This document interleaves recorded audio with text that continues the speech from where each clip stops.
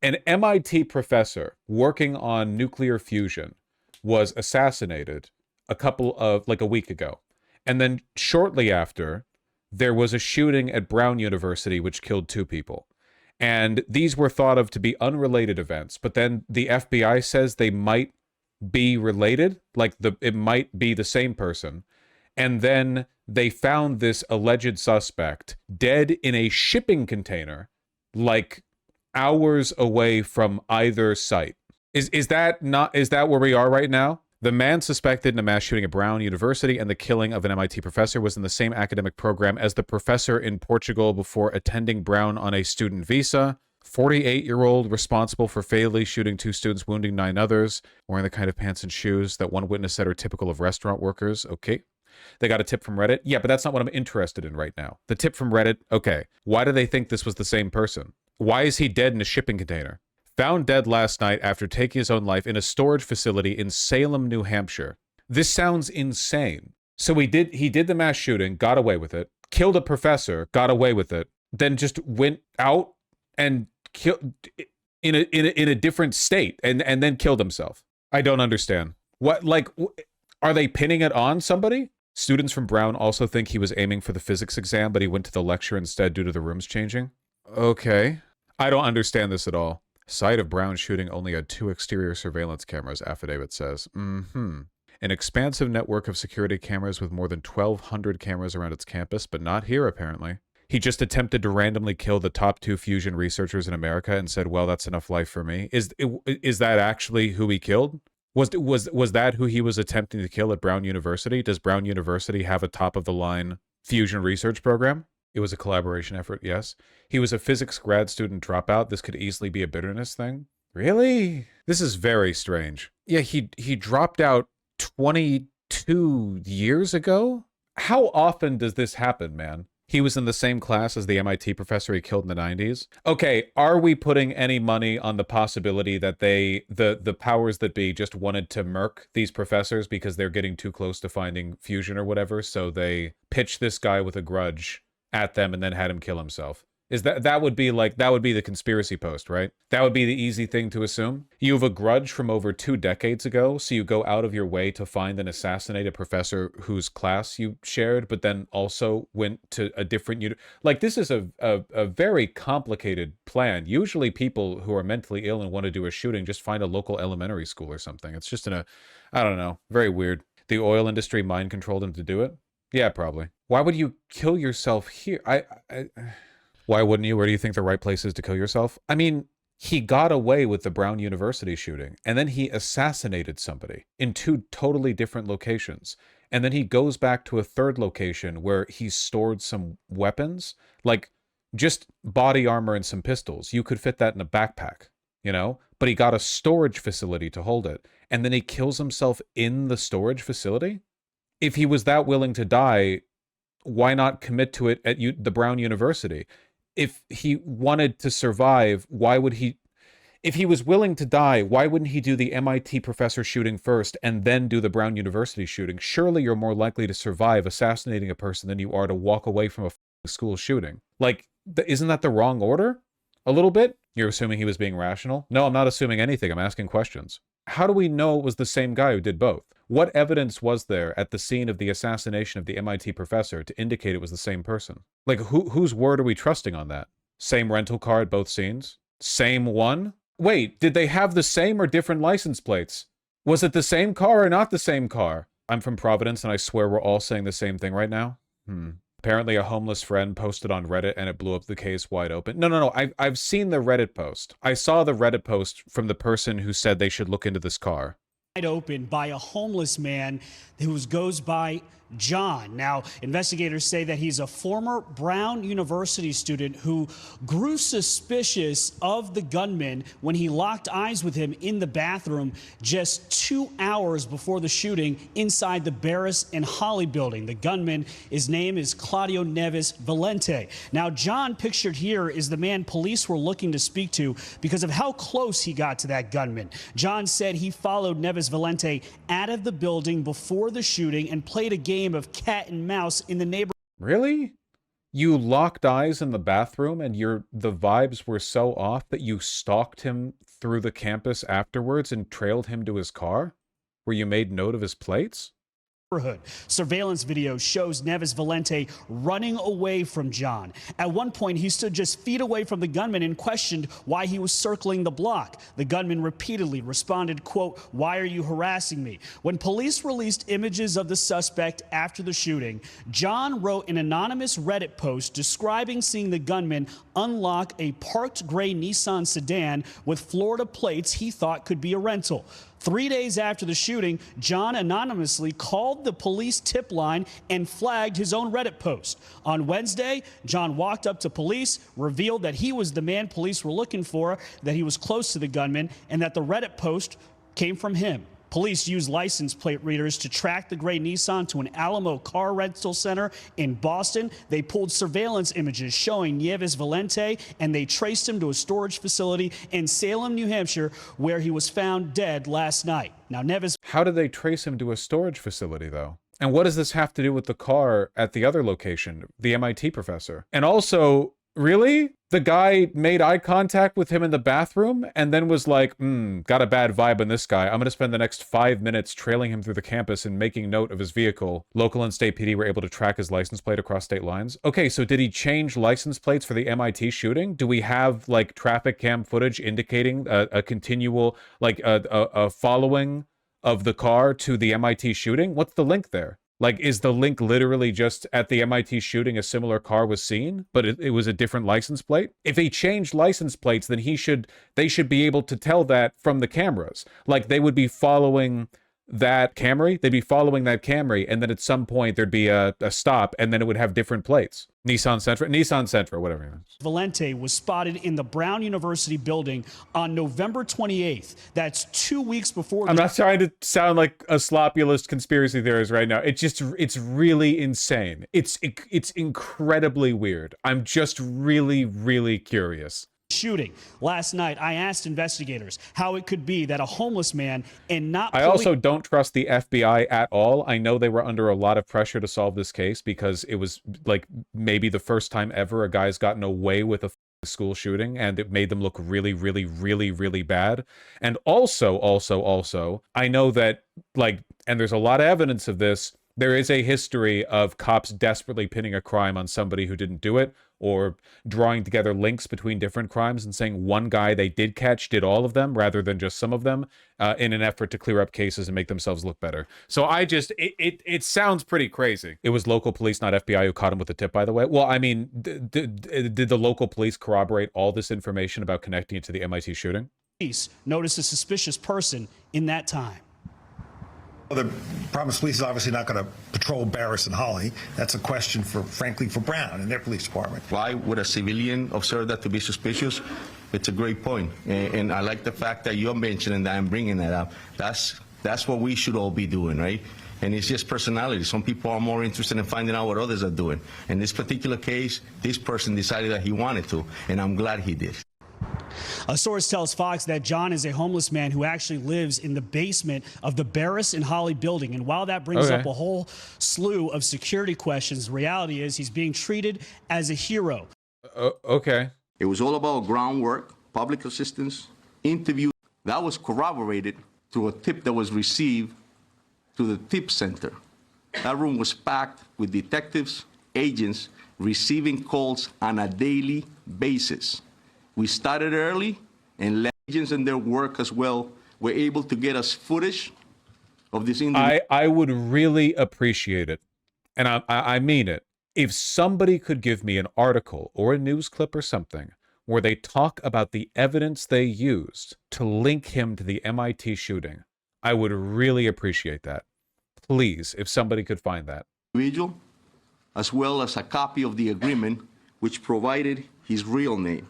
The video of that subject matched the description of that person of interest that this police department was desperate to put handcuffs on. That individual was identified as Claudio Neves Valente, date of birth, and he was a 48-year-old man. Nuno F.G. Luiro, the MIT professor, shot and killed in his home on Monday. top guy in his area, recognized internationally. Former classmate of Claudio Manuel Neves Valente, the man suspected of killing Dr. Loureiro, and the two studied in the same academic program in Portugal 25 years ago. It's just crazy. Remembering like a classmate from 25 years ago. Did he f his girlfriend? Like what is the evidence that this was the guy? What evidence did they get from the scene of the MIT professor's house to link it to this guy? The authorities not yet explained a motive for the killing or whether Dr.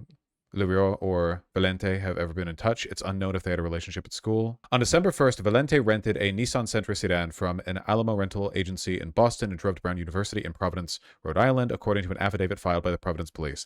License plate readers captured the car in Brown's vicinity in the days leading up to the campus shooting that took place on December 13th, according to the affidavit filed by the Providence police. As he traveled across states, Neves Valente took pains to conceal his identity and movements, including changing the rental car's Florida license plate to an unregistered plate from Maine and using a phone that disguised his location. Okay. The car was seen around the Brown campus until December 12th, the day before Mr. Neves Valente allegedly opened fire at an auditorium, killing students 5 exams. 2 students were killed, 9 were injured.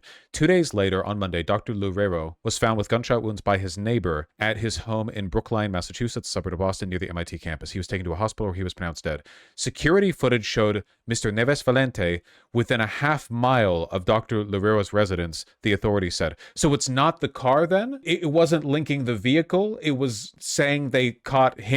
Ms. Foley then said Valente drove to Salem, New Hampshire, entered a storage facility within hours of shooting Dr. Loureiro. He was seen in security footage entering a storage unit wearing the same clothes he had worn in Brookline. Found him dead of a self-inflicted gunshot wound in a storage unit on Thursday. It was unclear when he had died. Okay, for one, a coroner could determine this. A coroner could determine how long he had been dead based on, I don't know, how much blood is there or whatever. I know that can be done. So that's easy to determine. I think we should know that. Second, yeah, he changed license plates but not clothes. Third, he was wearing a mask near Brown. Was he wearing a mask near MIT? Fourth, what about the video footage saying they saw him within a half mile? How reliable is that video footage? Like, do they just see a kind of fat guy? You know? Like, video camera footage isn't perfect 1-to-1. It's like 2754 from the press conference. It seems they don't want to answer this question, apparently. Go ahead. What led authorities to link the incidents between Brown University and MIT? And I can follow up to that. Yeah, I'll start. I'll just tell you that a lot of the information and evidence that we ended up gathering linked us to a connection up in Massachusetts, obviously at the MIT. But I feel respect to the authorities in Mass as well as the FBI that's for them to comment. But I'll tell you that the groundwork that started in the city of Providence by our detectives, the detective division under the command of Major LePayan, as well as the federal partners that we had in our room upstairs, and ATF, the FBI, led us to that connection. And so... oh my fucking God. The feds led you to that connection? So it was local and state police doing all the work, but the feds are the ones providing the link between the MIT shooting and the Brown shooting? Oh my God. I don't really want to talk about it because I don't want to step on their toes. Jesus Christ. That was great work. Special Agent Garwell, does FBI want to weigh in on that? And then I have a follow-up. I think through that particular link that you're talking about, that case is being worked out of Massachusetts with the leadership of U.S. Attorney Leah Foley. I believe that they're having a press conference today as well, where they'll reveal more to the general public at that time. Okay, so they're saying Leah Foley will talk about it. Well, here's the press conference with Leah Foley. So, U.S. Attorney, federal government, do you have an answer to this? Good evening. This evening at approximately 9 p.m., federal agents breached a storage locker in Salem, New Hampshire, in search of Claudio Neves Valente, a Portuguese national we believed shot and killed 2 Brown University students and an MIT professor in Brookline, Massachusetts. Federal agents found Neves Valente dead from a self-inflicted gunshot wound. Guys, I'm talking about something right now. Chill, okay? The United States Attorney's Office in Boston, Rhode Island, Connecticut, and New Hampshire have been working throughout the day to establish probable cause to charge Neves Valente. Earlier today, well, he's dead. The U.S. Attorney's Office in Massachusetts filed a criminal complaint under seal detailing the chain of events over the past 6 days, including information that led us to today's search of the storage locker in New Hampshire. This is what we learned during this multi-jurisdictional investigation. Neves And that he would choose to kill himself in the storage locker, like the place that he would be found if they tracked him via the rental car that he took. You know what I mean? Why did he go there? Did he decide he wanted to die after the MIT shooting? Like, if so, why not kill himself there? Like, if I had, well, I would never, but you know, he does the Brown shooting, he gets away with it, he walks away from a school shooting, and then he's like, now that I've done the extremely high risk thing, now for the comparatively low risk task of assassinating this MIT professor, okay, I'm done, I'm ready to end my life now. I will drive over to the storage facility first, and then do it? Valente studied at Brown University in Providence, Rhode Island on an F1 visa around 2000 to 2021. He eventually obtained legal permanent resident status. Previously, I just finished reading all 8 chapters of Umineko. You really think you're going to fly this one under my nose? Come on, get real, federal government. Attended the same academic program as the MIT professor Nuno Loureiro in Portugal between 1995 and 2000. Although Neves Valente appeared to reside in Florida, between November 26 and November 30 of this year, he rented a hotel room in Boston. On December 1st, he rented a gray Nissan Sentra with Florida plates from a car rental agency in Boston. That same day, he drove to the vicinity of Brown University, where his car was observed intermittently between December 1st and December 12th. On December 13th, Neves Valente entered an auditorium on Brown University's campus. Not a fan of the instant baseless assumptions Vaush is making. Very conspiratorial. Not a great way to cover this story. But I'm not actually making any assumptions. I'm literally just asking questions. I think they're pretty important questions, too. You should always distrust this FBI, especially when you know there's a pressure on them to solve this case. It is a very weird situation, you know? You shouldn't be... there's a difference between people asking, like, you know, just asking questions in a leading sense. I mean, obviously, I don't trust the FBI, but what hidden biases do you think I have here? Obviously, what I'm curious about is if these were disconnected crimes, and if the FBI is drawing a link and roping a bunch of stuff together so that they can wrap it all up with one guy's death, you know? That seems to me like the most likely, like, where this could be leading in a conspiratorial sense. But it's pretty damn interesting, you gotta admit, you know? Between December 13th and December 14th, Neves Valente returned to Massachusetts. On December 15th, he murdered MIT professor Nuno Loureiro at Loureiro's home in Brookline, Massachusetts. At some point while he was in Massachusetts, he switched the plates on the Nissan Sentra to an unregistered plate out of Maine. Immediately following Professor Loureiro's murder, Neves Valente drove to a storage facility. Wait. Hold on. Massachusetts. At some point while he was in Massachusetts, he switched the plates on the Nissan Sentra to an unregistered plate out of Maine. Immediately following Professor Loureiro's murder, Neves Valente drove to a storage facility in Salem, New Hampshire. Yeah, he swapped the plates, then killed himself? Where he had rented a storage unit in November of this year. Since the December 13th shootings at Brown and the December 15th shooting in Brookline, state, local, and federal law enforcement officials have been working hand in hand around the clock. Why did he rent that storage unit? The only thing they found in it was a couple of pistols and some body armor, right? You could keep that in the trunk of a car. You could keep that in a backpack. It's not... What was he doing there? Why was that needed? It's like a staging ground. He waited for days before the Brown shooting, weeks before the Brown shooting, but weeks before that, there was the storage rental? To identify the shooter and prevent him from inflicting further harm. I have said this before and will continue to believe when law enforcement agencies work Distrust in power is important, but this distrust of the rationality of these events is pointless. Dog, don't you find it interesting?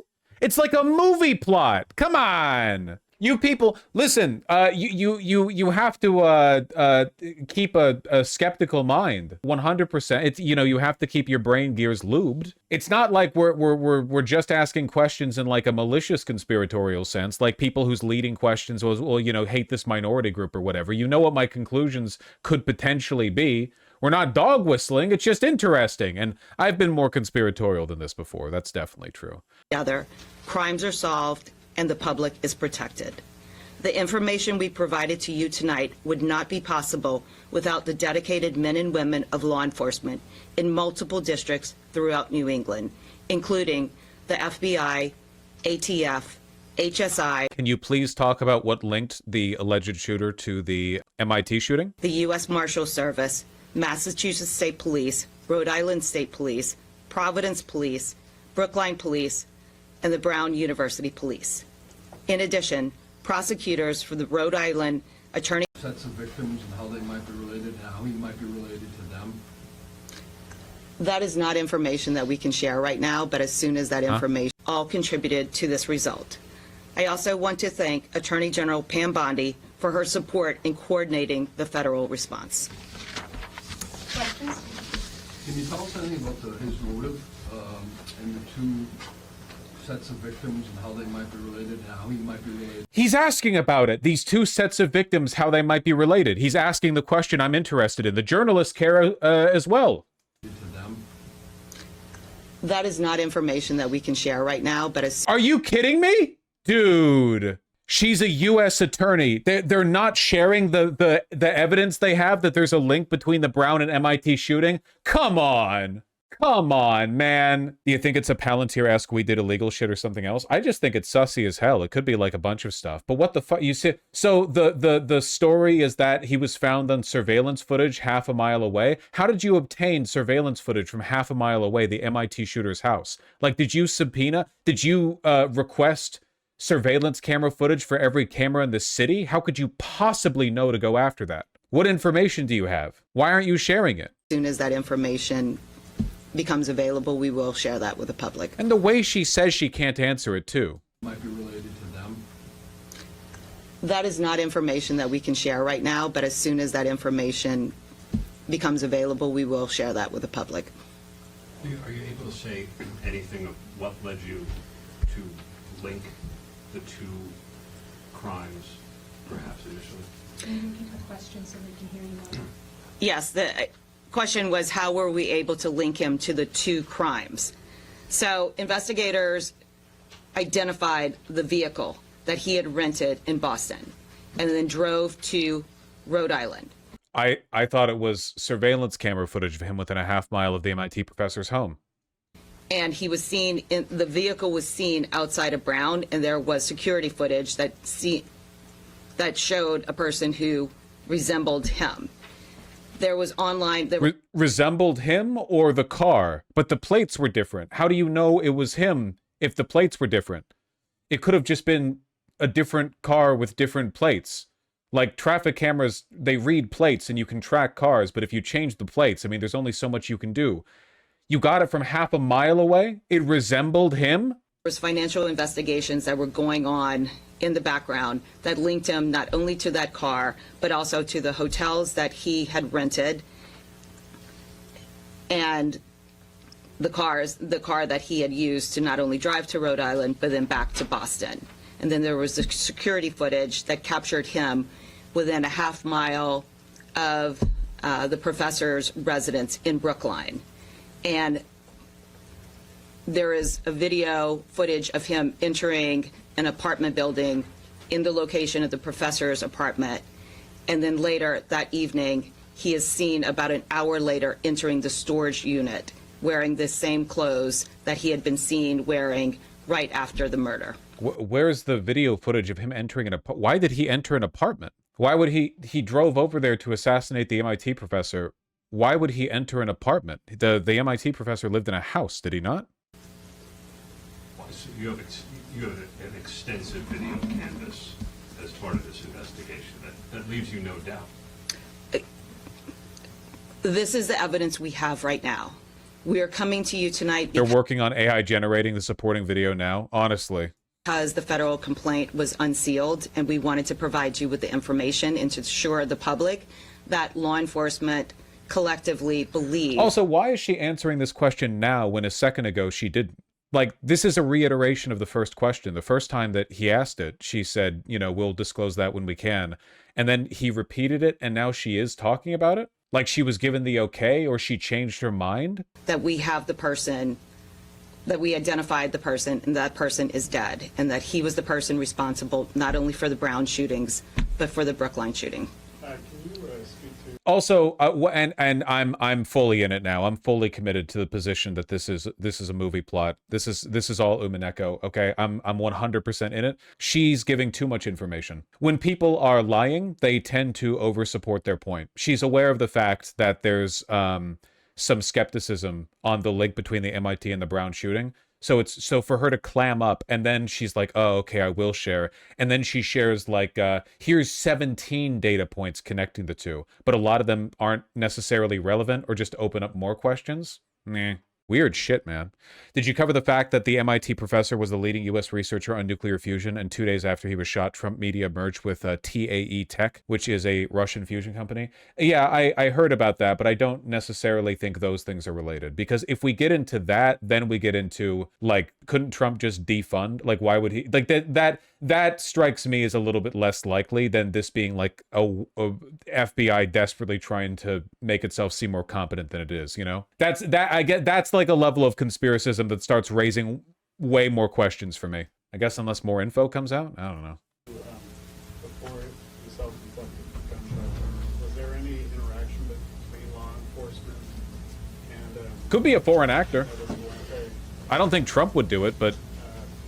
like, any words exchanged or anything like that? No, when investigators went into the storage facility tonight to execute the federal search warrant, he was dead.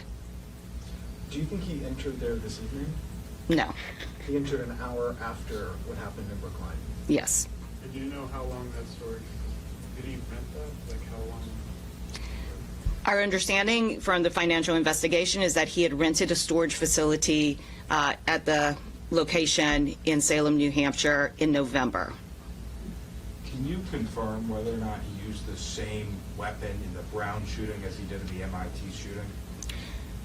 Ballistics investigation was ongoing and has not been completed at this time, so we're not going to comment on that. He had an untrackable phone. Yeah, he had an untrackable phone, but also he was willing to kill himself. He had an untrackable phone, which is something that you would only ever need if you were planning on doing multiple crimes in succession. But then he did the Brown University shooting before the MIT shooting, even though it's much more likely that you'll get away after a single person assassination than you would after a school shooting. But he did them in the wrong order, using technology that you would only need to use if you planned on doing multiple crimes in sequence, right? Because if you were doing just one, you wouldn't really care if your phone gave away your location. And then after apparently getting away with both, he went over to a storage facility that he had rented like a month ago and killed himself, waiting in the exact location the police officers would arrive at after they put all the pieces together. Ah! My understanding is that they did know each other. Have they been in communication since that last date? I don't have any information to provide you. Would you call this targeted? We're still investigating the motive in this case and trying to, because like I said, he was very careful in his communications, and we just don't have any information right now to answer that question. But when we get that information, we will share it. Was there anything else in the storage locker? The storage locker in which his body was found, my information is that no. Was that satchel? No, Kaiju King. The MIT professor was at MIT. He shot up Brown University. So those were two, like, he wasn't trying to get the professor at the university. In the storage Yes. locker? What was in it? Can you repeat the question? I can't hear you online. So the question was there anything else in the storage unit aside from the defendant's body? And the answer is he was found in there with his satchel. There was nothing else found in there that I am aware of, but they're still in the process of searching that facility right now. Did he kill himself right away? We don't have any information when he killed himself, but he was dead when investigators found his body. Can you tell us anything Really, like, no, like, not even like an eyeball guess. You could probably get like a pretty quick read on that, at least a ballpark estimate. his life, like, I think he said the last known address was in Florida, like what he was doing, was he working, was he in the... Also, yeah, how do we know he killed himself? Like, they're making that statement with a lot of confidence. So he has a presumably a bullet wound in his head. He's holding a gun. I don't know. I mean, you clearly haven't done forensics because you don't even know when he died. So I don't know. Do you even know the angle at which the bullet was fired? The physics topics which he had studied? Any sort of biographical stuff you can tell us about him? Because his identity was only become aware to us in the last 24 hours, I can't provide you with any of that information right now, but I'm sure once we have a full understanding of what he has been doing, where he has been, aside from the time when he entered into New England in November, we will provide that information. Besides the MIT professor, did you know any of the victims at Brown University personally? We have no information that he knew any of the victims or anyone who was at that auditorium on the time, in the night that he went in and killed. Have you been able to find anything about when he did attend Brown, whether there were any issues, if he was there briefly, was he kicked out, you know? That information hasn't been provided to us yet. Given what you see on the video of the MIT professor's home, is there any doubt that he was the intended target of the killing? The information that I know, and again, you know, the investigations are going to continue to be able to provide you with all the answers that you are asking, is that there was no doubt that he was the intended target. What was inside that satchel? That is information that is still being, the investigators are still on the scene right now conducting that investigation, and we haven't received information. Zigabis, I don't think anyone has said that they confirmed the vehicle through its VIN. I mean, that's a possibility, but I don't think that's been confirmed. Also, I don't think you can reliably confirm that via like traffic cameras. I mean, you can sometimes, I think. It just, it depends on the angle. I assume that's not a consistent process. So what was in the satchel? Was there any suicide note? No information right now. How about in terms of the charges themselves? I mean, there was a crime in Rhode Island and also the one here. How does that sort of get sorted out? How does it get charged, et cetera? So there are state crimes, including the murders, and then there are the federal crimes, which is one that we brought tonight. The jurisdictions are working together, and we have been sharing information together and encouraging everyone to share information that could result in solving the crimes that were committed in their jurisdictions. And we will continue to do that if there are any doubts that are left with closing out those investigations. We will continue to share all the information so that we can share with you whatever motivations come to light as to why these heinous crimes were committed. The Latin guy in the previous press conference said that he was tracked using flock cameras, the automatic license plate readers. Yeah, but then that just raises the question of how they know he changed the plates. Because I'm pretty sure that those don't register VINs. It's literally just an automatic license plate reader, right? Like you can track car, color, model, make, or whatever, but he was just driving a silver, whatever the f it was, camera. I don't remember what the vehicle was. So yeah, I don't know. Are you confident, I guess maybe that's not the right word, but do you believe that he acted alone, or is there any evidence that anyone else was traveling with him when he came here? We have no information that he was acting in concert with anyone else right now. Anything interesting found in the car? That search is still underway, but we will provide you again with more information as soon as we get it. Anything more you can tell us about, you said he hid his own tracks. Can you talk about that a little bit? What he did? So he was using an application on his phone, and there have been a couple of things. The Google phone doesn't allow officers to ping the direct location and get real-time location information about the phone. There was also beliefs that he was using SIM cards that were possibly European SIM cards that are carried through a provider in the United States, but does not provide real-time information about tower connections. In the car? The vehicle, he rented, we have video of him renting the car at Enterprise here in Boston. And the fake plate from Maine was just... We haven't figured out now where he got that plate from. It was an unregistered plate. Why the f did he go in the bathroom at Brown University? Like, all of this is built on the testimony had to pee, so you do it at the place where you're planning on doing a shooting and then leaving, thus providing a ton of extra, totally unnecessary camera data. He planned on making it away after. You gotta go when you gotta go. Man. In Maine, we have information that that plate was a very old plate that... He's not a rational actor, what the fuck? I'm not saying he's a rational actor. I'm just saying it's weird. A month ago, rent a storage facility. Why? I don't know, but make sure there's security camera footage of you walking in and out of it. What are you using in it? No idea. I mean, you're just getting a rental car. You're getting a rental car later, and you're driving across like 5 states doing this big trip. You're doing the most difficult, dangerous shooting first, and then the easier one second. But you're clearly planning on doing multiple because you've got an app that hides your phone data. You care enough to change the plates, but not to change vehicles or to. I don't know, like leave one. If you plan on dying anyway, why not just leave the first rental car in a ditch somewhere and then get a second one and just like confuse the trail? If you don't care about it, then why not just barrel through everything and not hide your identity at all? Just a lot of weird stuff. Most of the time shootings are pretty straightforward. A guy loses his mind, shoots up a school, dies in the process. Turns out he was crazy, you know, whatever. It's you don't get this weird like breadcrumb trail of movie bullshit. Had been taken out of. How'd we get the data on his registrations. vehicle? Well, he went to the bathroom inside the university where he was planning on shooting up, and he you know, thereby unnecessarily taking a risk and exposing himself to camera footage. Then he made eye contact with a homeless man who stalked him back to his car and was so unnerved by this guy's aura that he decided to make note of his vehicle details somehow, and then reported it to the police. Status over a decade ago. When his body was found, can you just describe what he was surrounded by? Can you just paint the picture as to what was in that unit? What I can say is he rented one unit. His body was found in a unit that was not occupied, and there was nothing else in there from what I have heard, but this is information that I was getting an hour or two ago from agents who were conducting the searches there. When we get further information, the information will be made public, including in the... Wait, I'm sorry. What he was surrounded by, can you just paint the picture as to what was in that unit? What I can say is he rented one unit.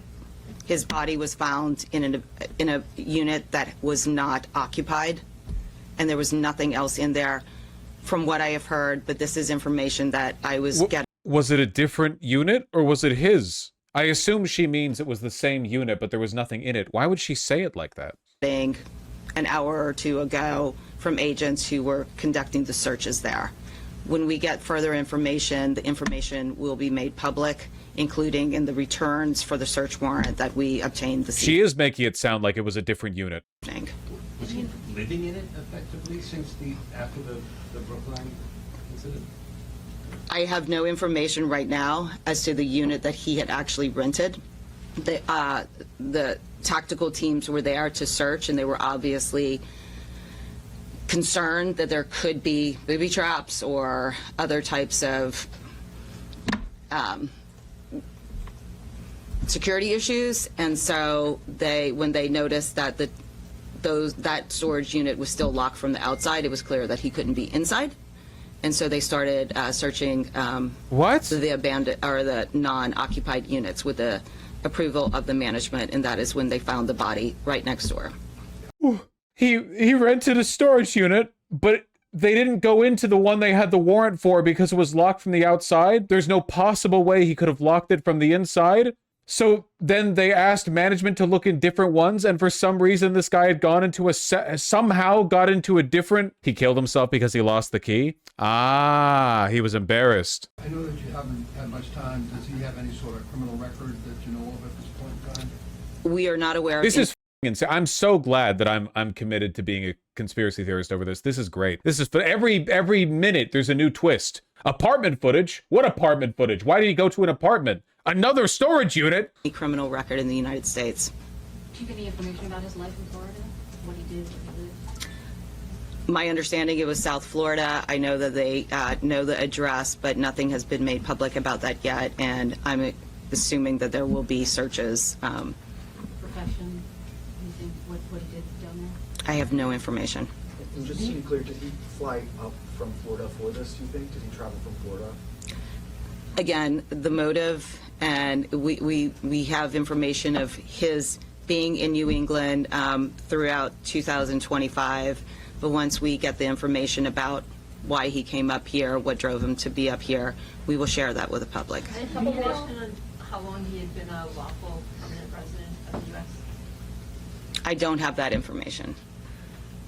Well, I mean, They also have not searched his storage unit yet. So what, did he bring the body armor and the 2 pistols into the other unit he didn't rent and then kill himself in there, and they just haven't even looked in the... They're using this as a reason to shut down the immigration program? Yeah, another wrinkle to this is that he won the green card lottery, which is not likely. That doesn't happen to a huge number of people.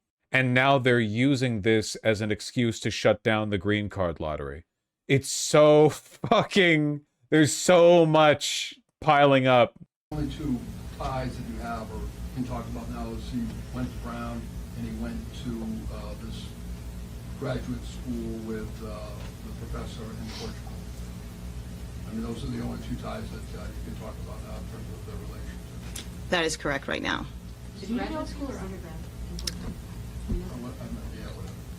Whatever it was, I'm sure it's in the... They were in school. Here's a question. Do you know if he was in contact with anybody either immediately before coming to New England or after he got here? That is not information that we have to share right now. Just one more. Do you know, did he have any contact with anybody else, besides, the rental, the hotel, in his travels? That is information that I don't have to share with you right now. There's one question. Go ahead. Is there, there was been some reports on social media. Very weird attitude for a U.S. attorney while talking about discoveries made in a case of both a high-profile assassination and a mass shooting where there's been a week-long manhunt. But just off the cuff, like super, super strange. I know that decorum is kind of out the window in the Trump administration, but you'd think they'd be really triumphant over this, or like, I don't know, level in their tone. But she's, yeah, okay. By this saying that a man who was homeless and was sort of living in at Brown was the one who sort of saw him and thought he was suspicious and took his plate number and then was urged by other people on Reddit to make sure he reported it. Is that true? You say there was a witness, but is that his account true that he's the one that helped break this or gave a crucial tip? How would you describe that? We did receive information from a witness who encountered him after the Brown shooting and gave information that was very helpful to the investigation and in identifying Neves Valente. You're going to get the 50,000? We'll let you know. I would like... Wait, after the shooting? So not the homeless person then, right? There's no way the shooter would have gone to the bathroom at the Brown University campus after the shooting. She's referring to a different witness. The accounts that are on the record right now is what we can comment on, but we will provide, again, more information so that the public will have confidence in our investigations. Thank you. Thank you. Just her weird terse tone, her facial expression, so the public will have confidence in our investigation. Why is that relevant? Aren't you're sharing information about a shooter who's been found dead? Why is your closing statement like, maybe you guys will believe this next one? Yeah, all right. Charlie Kirk did it. They faked his death so that he could be a free agent within the United States. It's the only explanation. Get your popcorn. You're gonna love this next lie. I hope you all understand. I hope that I have not provided you guys an inaccurate heuristic and you understand just how suspicious this entire thing is. It's possible new information or clarification clears it up, or she's just been a bad communicator, but like, holy shit. It's really weird, you know? I'll turn up the conspiracism if it gets kind of like Occam's razor. Like the idea that Epstein killed himself with no external pressure just does not fly with me. You're making chat dumber just asking questions. I disagree, actually. I think that I think sometimes people get they get so like rationalist and so institution pilled that they forget that sometimes it is possible for like just everyone to lie to you, and they get kind of bewildered by a lot of stuff that, say, the Trump administration has done, you know? Also, a lot of the stuff that came across a bit conspiratorial under Biden also ended up being true. Like, Biden and the people around him were suppressing sentiment critical of Israel within the State Department. Like, the State Department was issuing internal memos and guidelines drawing attention to the wretched crimes against humanity done by the Israeli government, and they were covering it up. They were covering up how, like, senile he was, you know? What, so they're all lying to you? Yes. Yes, that is what happened, and we know it now. We know it for a fact. So I do think sometimes you have to, it's controlled skepticism. You have to know how to engage in it, for sure. Also, as a general rule, you can probably just assume that the Trump administration is lying. Now that we're hearing it directly from a U.S. attorney, you know, we just know they almost always do. How many truthful statements have you heard from Trump appointees or from Republicans since 2024? You know, shockingly rare.